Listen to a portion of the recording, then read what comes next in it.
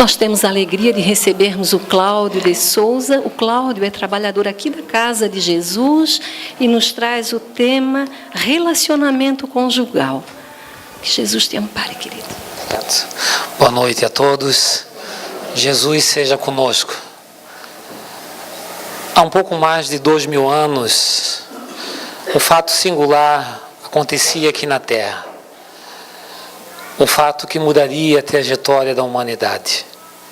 Naquela época, assim como hoje, o povo vivia oprimido, algemado pela ignorância, submisso aos dominadores. Mas surge Jesus e consigo a boa nova. Uma boa mensagem, uma nova perspectiva para a humanidade aqui na Terra, um novo começo. E Jesus vem nos ensinar o amor como a lei maior, a lei de Deus, aquela imutável, aquela que abraça-nos a todos, sem distinção. Ao contrário das leis humanas que mudam ao sabor dos interesses menos nobres, o amor não muda. A palavra é pequena, mas gigante na sua expressão. Talvez um ideal a todos nós percorrermos, a busca do amor. Amor que se manifesta de diversas formas, em diversos lugares, nos inúmeros seres da criação de Deus. Palavra pequena, mas que nos convida a uma jornada enorme, a entender, a compreendê-la e a exercitá-la. O amor que poderia ser, para nós, o ideal maior aos nossos lares. A nossa vida conjugal, a nossa vida entre parentes, filhos. Ideal esse que pode constituir uma proposta diferente da que o mundo propõe para a nossa felicidade. Mas, ainda hoje, nós muitas vezes sofremos ou nos equivocando quando idealizamos algo do qual não conseguimos alcançar. E a proposta de hoje, viver felizes para sempre, é uma proposta desafiadora, mas que as influências do mundo, a mídia, os interesses desse mundo, fazem com que muitas vezes esse ideal tome conta do curso das nossas vidas. E sem perceber muitas vezes, nós idealizamos numa relação, mais especificamente ao nosso casamento, objetivos dos quais, quando não encontramos, nos frustramos. Idealizamos, muitas vezes, para nossas relações, como num belo filme de romance, onde o príncipe encontra a princesa, onde a princesa vive a busca do príncipe, mas na realidade, muitas vezes, a princesa não encontra o príncipe.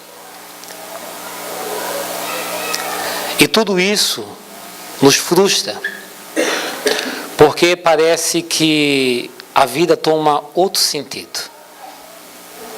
E é sobre essa temática que nós iremos debater essa noite com os queridos irmãos.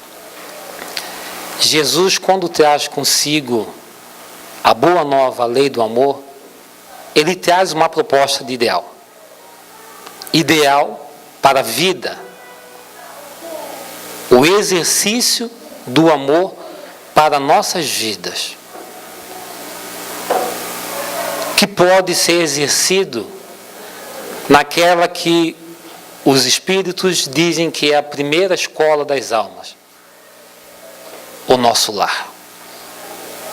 Não na nossa casa, porque a casa é o telhado que nos acolhe, mas o lar é o local que abriga, que nos abraça, que nos traz paz, que nos eleva, que nos renova.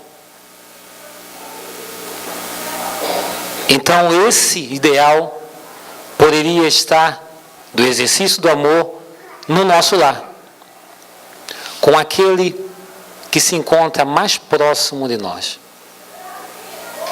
Esposa, esposo,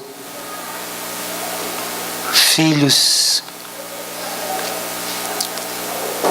Então, a pergunta é: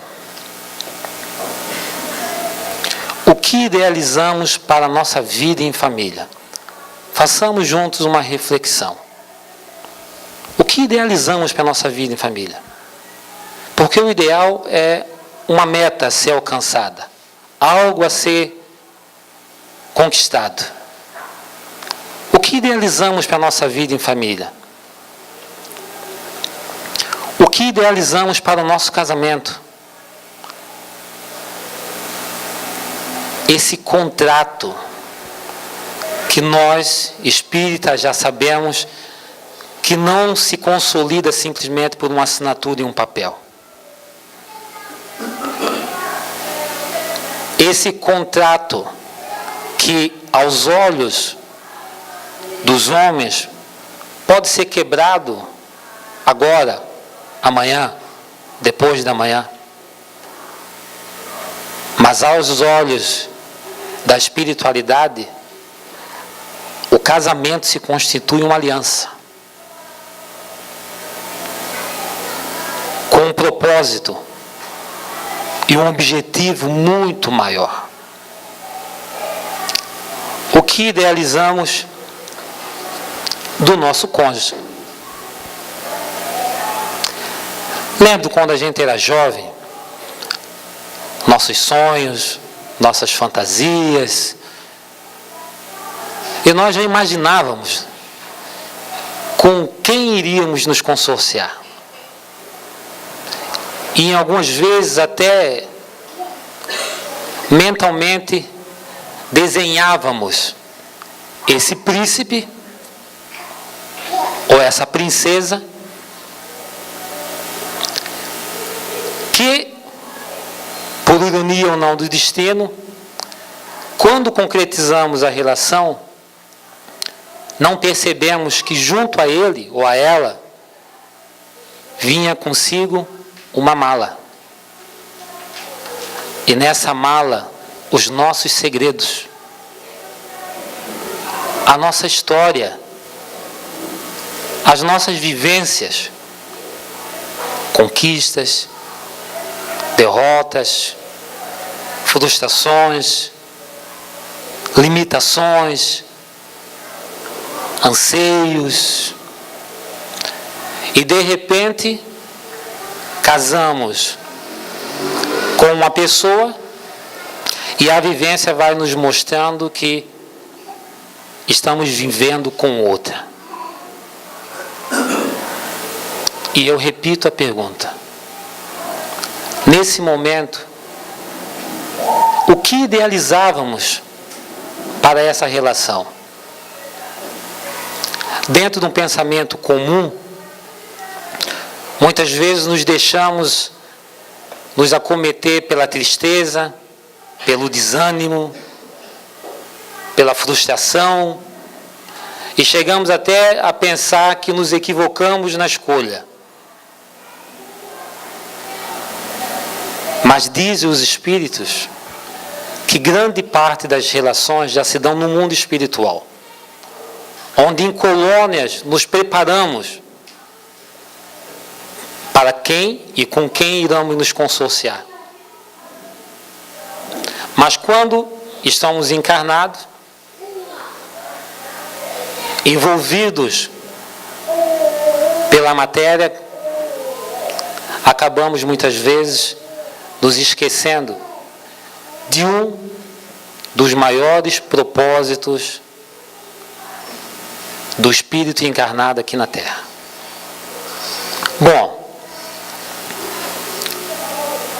se não idealizamos nada em relação à família, ao casamento e ao cônjuge, então, quem sabe, poderíamos refletir sobre a bela história do livro Alice nos Países das Maravilhas, do filme, onde os personagens, o gato e a Alice, vão ter um diálogo, e Alice, ao encontrar o gato, pergunta: para onde vai dar essa estrada? E o gato responde com uma pergunta: para onde você quer ir? E Alice responde: não sei. No que o gato completa dizendo: para aqueles que não sabem aonde querem chegar, qualquer caminho serve. É essa proposta que nós trazemos aqui para vocês. E isso, talvez, é uma decisão que, se ainda não fizermos, precisamos refazê-la. Se ainda não pensamos, precisamos pensar. Qual caminho queremos dar para nossas vidas, não como homens e mulheres, mas como espíritos imortais? Jesus tinha um ideal. E nós, hoje, estando aqui, falando dele, aprendendo com ele, somos o ideal dele cumprido. Ele tinha o ideal de trazer a palavra de Deus para nós aqui na Terra, o seu evangelho, os seus ensinamentos. Todos nós temos ideais. E quantos ideais são bons? Afinal de contas, muitos dos progressos da humanidade surgiram do ideal, da convicção, da busca, do trabalho, da determinação de homens e mulheres em descortinar o espaço nas descobertas na ciência, na medicina, na arte, na música, na tecnologia. E talvez eles agiram e fizeram coisas que anteriormente não imaginavam da capacidade de fazer. Mas eles fizeram, porque tinham um ideal. Então, qual que é o ideal para a nossa vida? O que idealizamos para a nossa vida? Se não idealizamos e não paramos, estamos sofrendo as influências desse mundo, que vão nos propor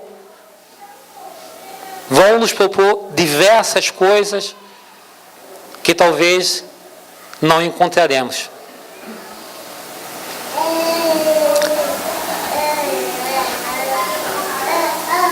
No Livro dos Espíritos, questão 132, Kardec pergunta aos espíritos, e eu gostaria da participação de vocês para verificar se a minha resposta vai estar certa ou errada, verdadeira ou falsa. Qual o objetivo da encarnação dos espíritos?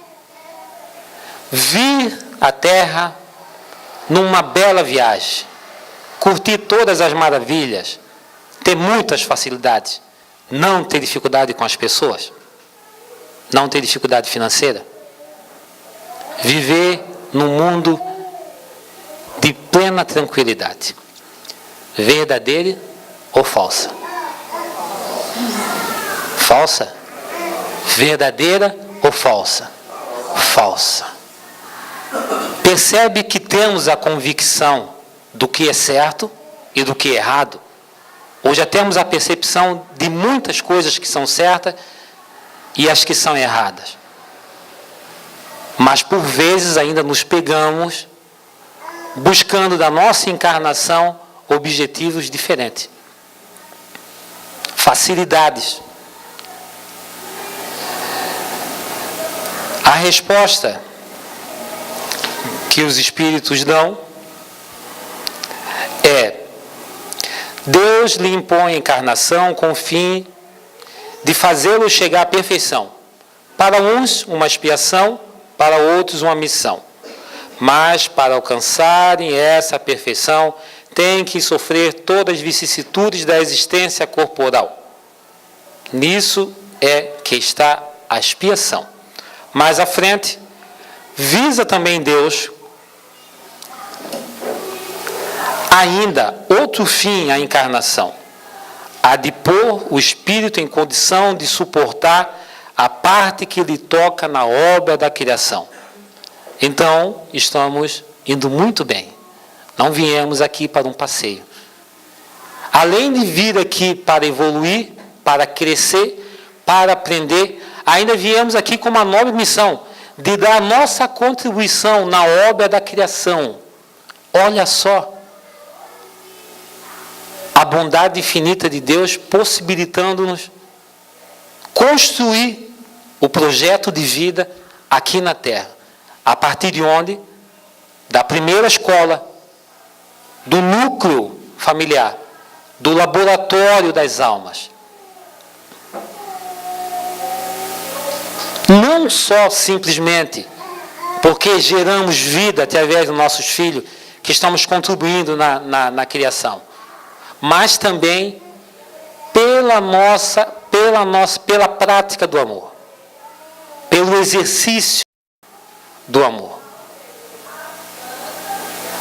Mas no lar, muitas vezes, o que encontramos? Desafios. E concordo também com os senhores que a vida de relação é um desafio. A vida conjugal é um desafio. E é um laboratório que funciona simultaneamente com muitas vertentes.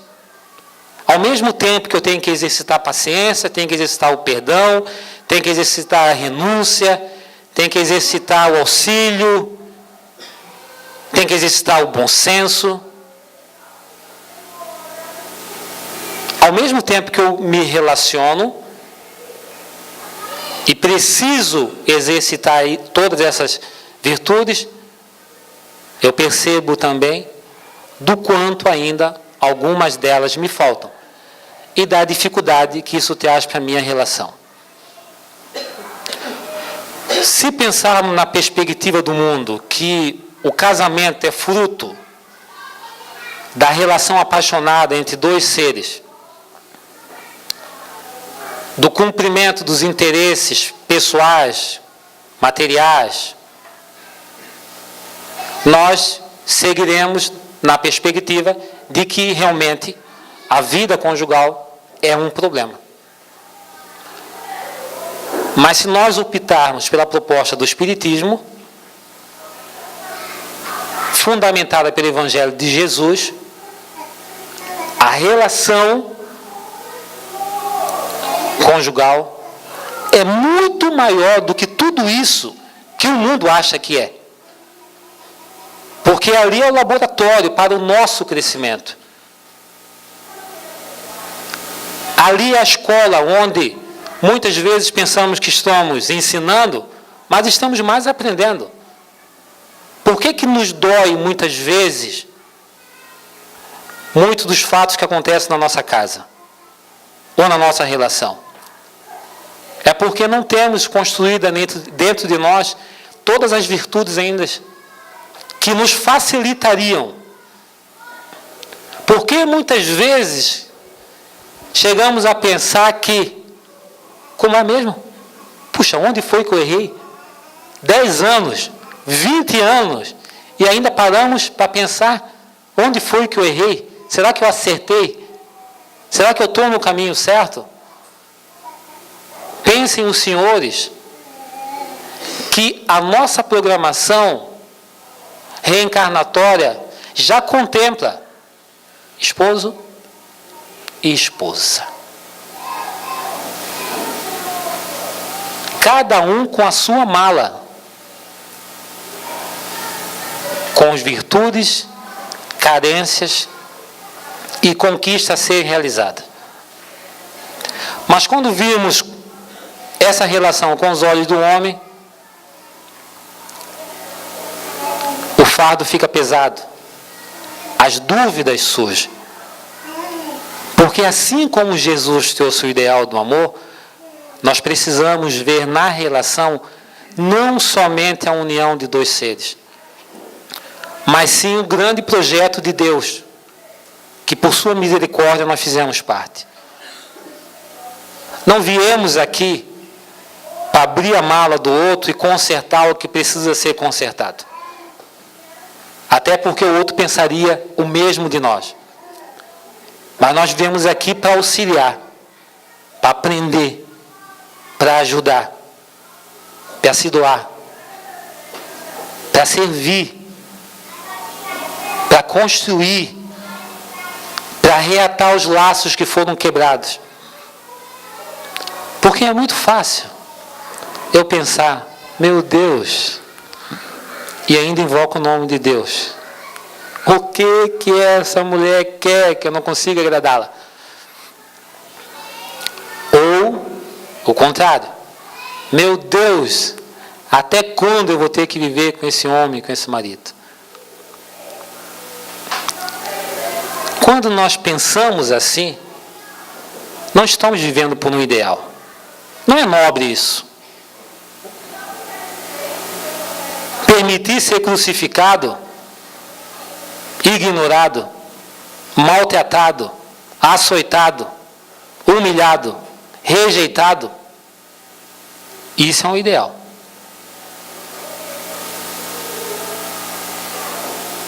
Quando eu converso com algumas pessoas a respeito disso,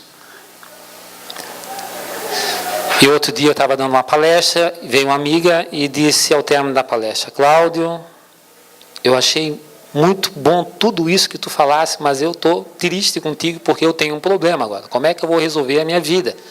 Sabendo dessas coisas, como é que eu vou resolver? Eu falei, você já começou a resolver, tendo consciência.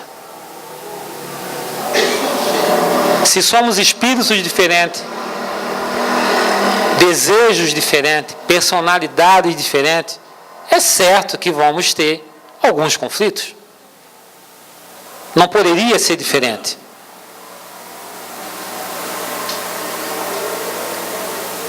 Mas o fermento que damos a esses conflitos, a forma em que concebemos esses conflitos e que encaramos esses conflitos, que podem fazer a diferença. Quando criamos consciência de que o projeto é maior do que as nossas limitações, de não conseguir aceitar ainda, de não conseguir entender, de não conseguir ter a paciência, de se irritar. Quando nós entendemos que o processo é maior e a causa é mais nobre, e o ideal está muito claro para mim, eu tenho um consolo. É fé isso. É fé. É preciso acreditar. Mais à frente, ainda outra pergunta, 695. O senhor Allan Kardec pergunta aos espíritos, será contrária à lei da natureza o casamento? Isto é, a união permanente de dois seres? Qual é a resposta? Casamento é um progresso, a marcha da humanidade. Então, ratificando que a família não é uma instituição falida. E que a relação não é simplesmente a de dois seres apaixonados, e sim uma causa bem mais nobre. E um pouco a mais, ainda outra pergunta, 696, que efeito teria sobre a sociedade humana a abolição do casamento? E a resposta é: seria um regresso da humanidade à vida dos animais. Então, não tem como crescermos, como evoluirmos, sem nos relacionarmos. Na questão 298 do Livro dos Espíritos também, lá os Espíritos vão dizer que as relações felizes, elas só ocorrem no mundo espiritual, pelos espíritos superiores. E sabe o que os tornam felizes?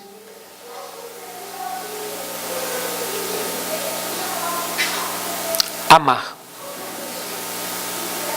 servir, doar-se,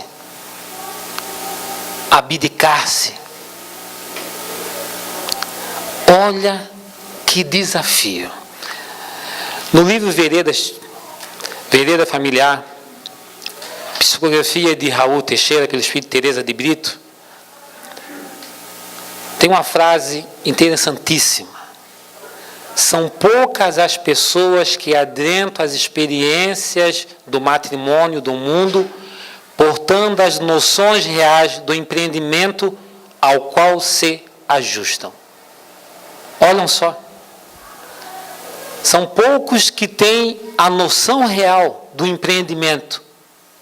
Algo grande, empreendimento. Então é preciso estudar. É preciso entendermos todo esse processo. É preciso refletirmos sobre essas questões. E não estou aqui dizendo eu que não existe dificuldade nas relações. Não estou dizendo aqui também que é necessário sofrer, e sofrer talvez até em condições de atentar à sua vida por uma relação. Mas é preciso que a nossa consciência nos tranquilize no sentido do nosso esforço para que a relação continue, para que o lar prospere e para que o nosso ideal seja alcançado. É comum nós encontrarmos irmãos trazendo as marcas das feridas não cicatrizadas. Nós estamos, como a Lúcia anunciou, nós estamos realizando esse curso sobre a família, e também temos alguns encontros relacionados ao relacionamento familiar. E é possível sim que encontremos dificuldades.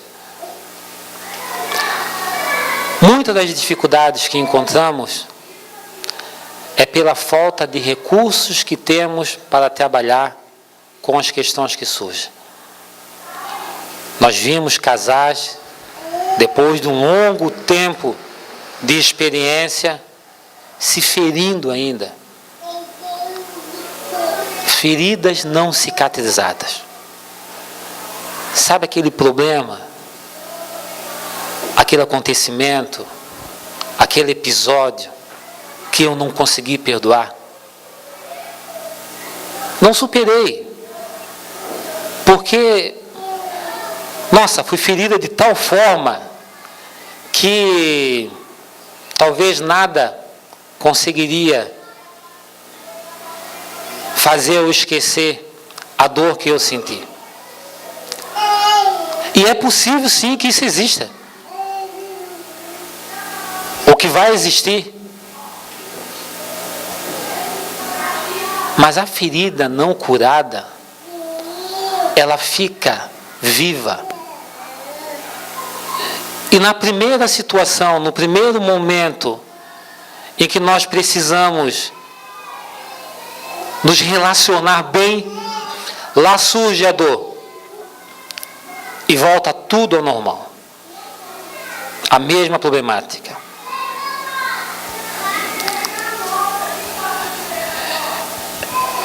No começo da minha fala, eu falei sobre um médico. Não um médico da terra, mas um médico das almas. Jesus. Realmente, determinadas coisas, nós precisamos pedir o seu auxílio. Talvez perguntar: Senhor, o que queres que eu aprenda com isso? Auxilie-me, Senhor, para que eu consiga fugir dessa dor, sem botar culpa no outro, sem botar o problema no outro, mesmo que exista o problema, mas daí não conseguimos resolver. Jesus, que além de todo o seu ensinamento, ele nos deixou vivência. Vivência. Foi ferido. Sim. Foi machucado. Mas não restaram cicatrizes. Porque fez por amor. Fez por amor. Serviu a cada um de nós. Às vezes, a ideia é que quanto mais vivêssemos juntos, mais afinidade e afeição criássemos. Mas às vezes, por falta de diálogo, por falta de uma boa conversa, de um estudo, as coisas chegam a tal situação que nós criamos briga por coisas simples, banais. Assim como tirou a toalha e não botou no lugar. Ou coisas desse tipo. Marcamos para sair 11h30 e já é 12h30 e ainda não saímos de casa. E a gente não entende por que as mulheres precisam de tanto tempo. Eu estou vendo algumas sorrir. E outra hora, quando eu falei isso, teve algumas mulheres que falaram: mas tem homem demorado também. Eu tinha um problema. Marcava com a minha esposa para sair 11h30 e resultado, quando a gente saía, 12h30, 1h. Então você já sai de casa irritado para almoçar. A comida nem vai cair bem. Você já sai, final de semana para passear, já sai irritado. O problema do horário pode ser até uma questão que a minha esposa poderia administrar. Mas a irritação é minha. Mas geralmente nós ficamos tão cegos que o foco é o horário. E daí o problema é o outro. E a gente fica rodando do mesmo jeito. Então eu pensei em outra estratégia. Falei para minha esposa: a gente vai sair 10h30. Pensando em sair 11h30. Mas não adiantou. A gente saiu 12h30. Daí eu pensei como uma grande maioria pensa: deixa para lá. Não vou nem mais me preocupar com isso. Não vou nem mais me preocupar com isso. Aí, resumindo a história, como estamos hoje? Do mesmo jeito. Do mesmo jeito. Eu me apronto, espero ela se arrumar, arrumo minha filha, então são duas, maquiagem, tal, coisa, cabelo, tal. Quando elas dizem que estão prontas, eu vou tomar banho. Tomo banho, me arrumo, desço, fico esperando no carro, e elas falam, espera amor, espera só mais um pouquinho que eu esqueci de uma coisa. Então, resumindo, o problema continua, mas a minha consciência mudou. Porque não é uma mulher, é um espírito que de forma muito clara está evidenciando algumas limitações, que talvez para ela não é nenhum problema, mas para mim seja. Mas são essas pequenas coisas que, quando não são trabalhadas, acabam nos frustrando aquela possível felicidade que podemos ter, e temos sim, de todas as experiências que já vivemos na Terra, dos melhores momentos que já vivemos na Terra, foram com a nossa família. Os melhores momentos, os momentos mais especiais, as maiores alegrias foi com a família.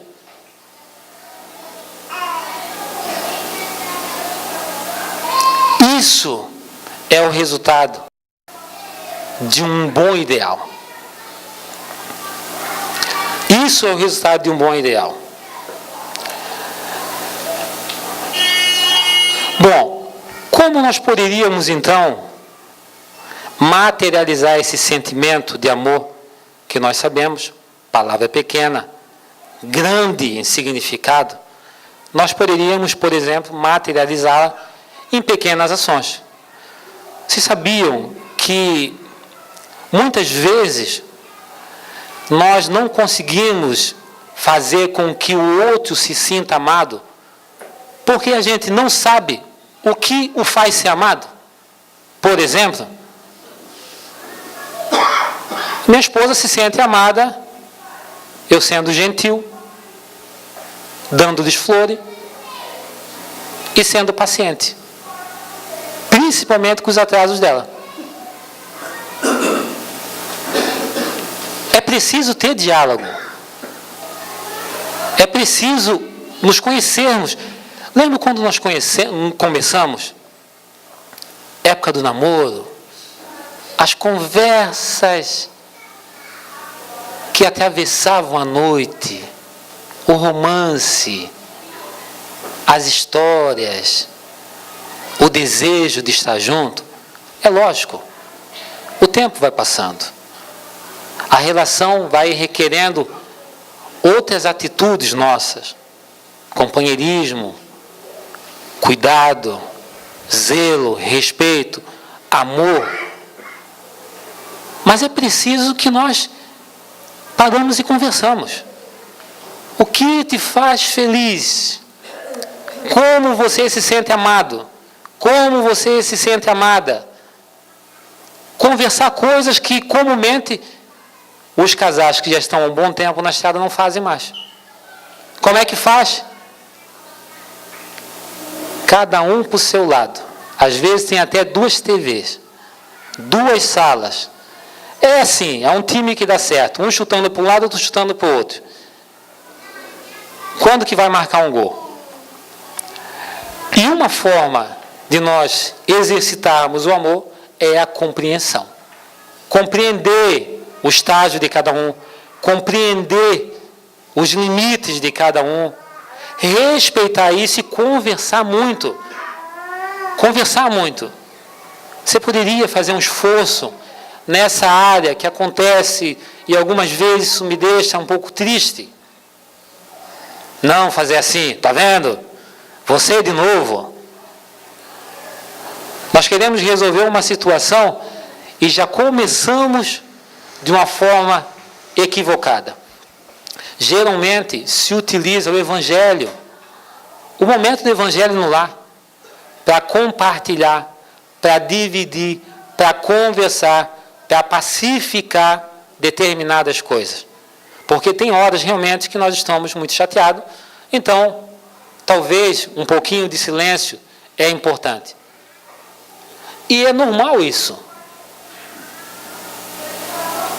Outro dia, também com a minha esposa, por causa do horário, eu fiquei chateado. Vou contar para vocês isso. É segredo. E a gente estava de carro e no meio do caminho ela quis conversar. Eu falei, olha, posso te pedir um favor? A gente pode conversar daqui uma meia hora? Fervendo, estava fervendo. A gente pode conversar daqui uma meia hora? Pode. Meia hora, suficiente para eu reprocessar, para eu saber que eu sou espírita, quero ser espírita, quero exercitar o que eu aprendo aqui, suficiente para deixar baixar um pouquinho a energia negativa e suficiente para eu pegar e dizer para ela o quê? Querida, me perdoa, tá? Pronto, acabou. Não tem briga. Pronto, resolvemos o problema. Então, compreensão. O que Emmanuel fala? Na vida não basta saber. É imprescindível compreender. Os livros ensinam, mas só o esforço próprio aperfeiçoa a alma para a grande e abençoada compreensão. É preciso compreender. Quando nós não conseguimos compreender, é preciso ter fé. É preciso saber que dentro desse propósito de Deus existe uma justificativa, existe um porquê. Já estamos nos dirigindo ao término e eu gostaria de fazer uma pergunta a vocês. A família, então, é um refúgio ou um campo de batalha? Como estão os nossos corações? Como estão os nossos lares? A batalha que existe é aquela batalha, o Cláudio querendo domar suas más tendências? Ou é a batalha da discordância, das intrigas, das desavenças? Como está? O que é a família? Existe uma parábola, e Jesus falava muito por parábola, ele trazia um ensinamento contando uma realidade do cotidiano daquele povo daquela época. E existe uma parábola chamada parábola do filho pródigo, onde muitos de nós já sabemos, e de forma resumida eu quero que nós a lembramos, para que nós possamos fazer uma rápida reflexão. O pai com 2 filhos, e naquela ocasião Jesus se referia ao pai na figura de Deus, então é tomado de súbito quando o seu filho mais jovem pede uma herança. A antecipação da herança. E naquela época, na cultura daquele povo, requerer uma herança antecipada era pedir a morte do seu pai. Mas o pai concede-lhe a herança. E o filho vai para a cidade pensando em ter uma vida fácil, angariar riquezas, porque ele não queria viver a vida do campo, do trabalho, a lavoura, o esforço, a dedicação. E na cidade, em um determinado momento, o dinheiro termina e ele se vê pobre, a ter que se alimentar junto com os porcos. Daí que ele, então, recorda e pensa: nem os funcionários do meu pai se submetem ao que eu estou me submetendo, porque alimentar-se com os porcos era uma humilhação. Então voltarei e direi a ele: Pai, perdoa-me, porque pequei perante o céu e perante ti. Aceite-me, mesmo sendo como um dos teus funcionários. E o filho, retornando ao lar, encontra o pai, o quê? De braços abertos. E quando o irmão mais velho percebe que uma festa foi dada pelo retorno do filho, o filho mais velho fica revoltado e o pai diz: filho, alegra-te, porque o teu irmão estava morto e reviveu. Ele estava perdido e foi achado. E o filho, então, retorna para o lar, para o seu refúgio, o lugar seguro. Teria que encontrar a lavoura, criar calo nas mãos, passar por dificuldades, trabalhar, suar, assim como cada um de nós tem nos nossos lares. Mas foi no retorno ao seu refúgio, no retorno do seu lar, que ele encontrou a segurança. É a nossa casa, o nosso lar, que se torna o refúgio para cada um de nós. É lá onde acendemos as nossas esperanças, a nossa fé, o nosso desejo pela vida. E espero eu que, quando o nosso retorno da pátria espiritual, nós também possamos voltar para o nosso lar, com a nossa consciência tranquila, talvez de não toda a tarefa cumprida pelas limitações que temos, que ainda somos espírito em aprendizado, mas pela consciência que nós tentamos. Nós nos esforçamos. Se saímos do lar, mas voltamos a ele. Muito Obrigada, Cláudio, pela mensagem da noite. E agora nós continuamos com os trabalhos, passaremos aos trabalhos de passe. Pedimos a todos que permaneçam sentados em